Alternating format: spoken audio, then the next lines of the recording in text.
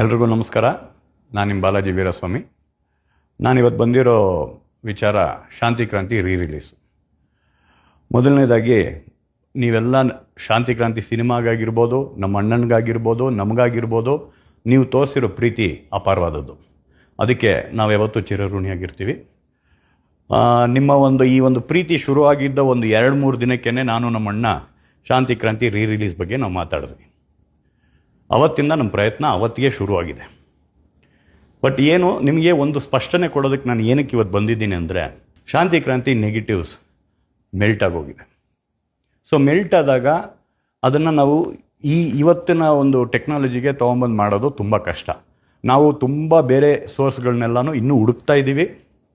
ಅದರಿಂದ ಏನಾದರೂ ಸಿಕ್ಕಿದ್ರೆ ಡೆಫಿನೆಟ್ಲಿ ಅದನ್ನು ಮಾಡೋ ಆಸೆ ನಮ್ಮೆಲ್ಲರಿಗೂ ಇದೆ.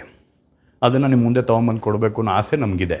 ಆದರೆ ಯಾವುದೇ ಸೋರ್ಸ್ ಸಿಕ್ಕಿದ್ರೂ ಸಹ ಒಂದು ವಿಷಯ ಏನು ನಿಮಗೆಲ್ಲ ಹೇಳ್ಬೇಕಾಗಿರೋದು ನನಗೇನು ಅಂದರೆ, ಅದು ನಾನು ನಾಳೆ ಈ ಕೆಲಸನ ಸ್ಟಾರ್ಟ್ ಮಾಡಿದ್ರು ಅದು 8 ತಿಂಗಳು, 10 ತಿಂಗಳು, ಇಲ್ಲ 1 ವರ್ಷ, ಇಲ್ಲ ಅದ್ರ ಮೇಲೇನೂ ಆಗ್ಬೋದು. ಅದು ಏನಕ್ಕೆ ಅಂದರೆ, ಮತ್ತೆ ನಾವು ಕಲರಿಂಗ್ ಮಾಡಬೇಕು, ನೆಗೆಟಿವ್ಸ್ ಫೇಡ್ ಔಟ್ ಆಗಿರುತ್ತೆ, ಮತ್ತು ಮ್ಯೂಸಿಕ್ ಮಾಡಿಸ್ಬೇಕು, ರೆಕಾರ್ಡಿಂಗ್ ಮಾಡಿಸ್ಬೇಕು, ಎಫೆಕ್ಟ್ಸ್ ಮಾಡಿಸ್ಬೇಕು, DI ಮಾಡಿಸ್ಬೇಕು, ಸೆನ್ಸಾರ್ ಮಾಡಿಸ್ಬೇಕು, ಈ ಥರ ತುಂಬ ವಿಷಯಗಳಿದೆ.